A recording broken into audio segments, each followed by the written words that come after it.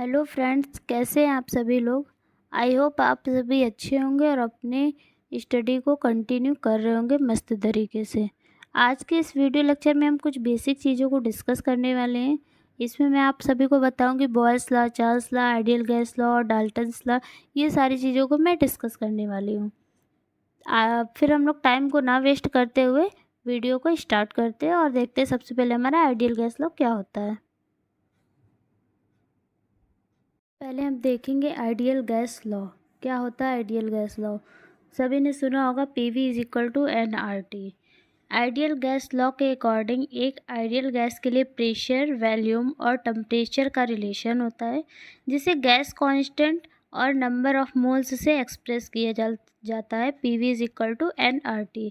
English में definition इसकी हो जाएगी, ideal gas law states that the product of pressure and volume of an ideal gas is equal to number of moles means N multiplied by gas constant means R and absolute temperature means T। ये हो जाएगा हमारा ideal gas law. Next हम देखने वाले Boyle's law क्या होता है। यहाँ पर मैंने हिंदी और इंग्लिश दोनों ही लैंग्वेज में डेफिनेशंस लिखी हुई है ताकि आप लोगों को कोई दिक्कत ना हो, क्योंकि हिंदी वालों को हिंदी चाहिए होती है और इंग्लिश वाले को इंग्लिश। तो आप अपनी सुविधा अनुसार देख सकते हैं, जो भी आपको लैंग्वेज ईजी लगती हो आप उसमें आप उसको पढ़ सकते हैं। नेक्स्ट हम देखने वाले बॉयल्स लॉ क्या होता है। बॉयल्स लॉ क्या होता है? बॉयल्स लॉ में हमारा टेम्परेचर कांस्टेंट होता है। कांस्टेंट टेम्परेचर पर प्रेशर, मतलब कांस्टेंट जब टेम्परेचर हम करेंगे, फिक्स्ड मास ऑफ गैस का प्रेशर उसके वॉल्यूम के इन्वर्सली प्रोपोर्शनल होता है। बॉयल्स लॉ ने ये कहा था। अच्छा, इंग्लिश में इसकी डेफिनेशन हो जाती है, at constant temperature the pressure of a fixed mass of gas is inversely proportional to its volume.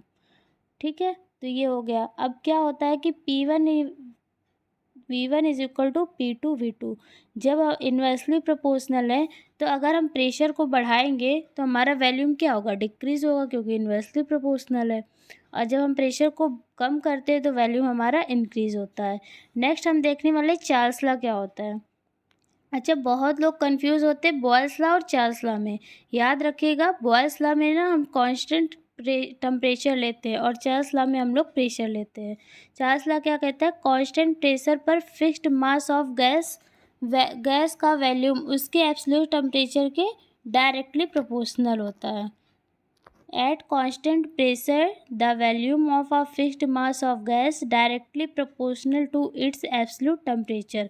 V1 upon V2 is equal to V2 T2। यहाँ पर टेम्परेचर केल्विन में होना चाहिए। नेक्स्ट हम देखने वाले हैं डाल्टन्स लॉ क्या होता है। डाल्टन्स लॉ क्या होता है वो बताने से पहले मैं थोड़ा सा समझाती हूँ। मान लीजिए हमने कोई एक कंटेनर लिया, उसमें 2-3 गैसेस ले ली, जैसे nitrogen, oxygen, carbon dioxide, 3-4 gases ले ली। तो क्या होता है कि ये जो गैसेस है ये अपना इंडिविजुअल जो प्रेशर लगाती है अलग अलग, और जो पूरे टैंक में लगने वाला जो प्रेशर होता है, total pressure is equal to जो अलग अलग प्रेशर लगा रहे होते हैं उनका सम आपस में इक्वल होता है। वही हमारा डाल्टन्स लॉ होता है। Dalton's law states that the total pressure exerted by a mixture of non-reacting gases, container में हम नॉन रिएक्टिंग गैसेस ले रहे हैं जो एक दूसरे से रिएक्ट नहीं करती हैं, is equal to the sum of the partial pressure of individual gases present in the mixture at constant temperature and volume. यहाँ पर टेम्परेचर एंड वॉल्यूम कांस्टेंट रहता है, तब हमारा जो भी टैंक के अंदर में प्रेजेंट गैसेस का टोटल प्रेशर होता है इज इक्वल टू सम होता है अलग अलग इंडिविजुअल जो भी प्रेशर लगा रही होती है पार्शियल प्रेशर। आई होप आप ये समझ गए होंगे। टोटल प्रेशर क्या है? Total pressure of gas mixture. P1 P2 P3 क्या है? Partial pressure of individual gases. अब हम नेक्स्ट देखने वाले हैं इमाजट लॉ। इसमें क्या होता है?